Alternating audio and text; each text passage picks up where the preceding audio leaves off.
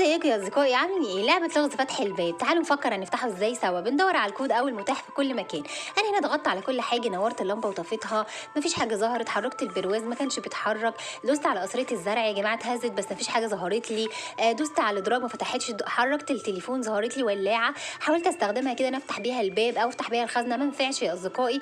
رجعتها كده مكانها، قلت لحد ما اشوف اي حاجه تانية هستخدمها بيها. فتحت ثبت الغسيل كده لقيت متفجر يا جماعه. فطالما في متفجر وفي ولاعه اكيد الاتنين بقى طبعا هيستخدموا مع بعض، مش محتاجه تفكير يعني. رحت مولعه بالولاعه المتفجر زي ما انتم شايفين، وبعدت كده واستنيت لقيته فجر كده زي ما انتم شايفين. طبعا اتخضيت جدا.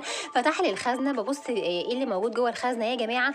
قلت يمكن المفتاح او كود. بصيت لقيته ان هو لغز بيقول لي لو انا حليت اللغز ده الباب هيتفتح بكل سهوله يا جماعه.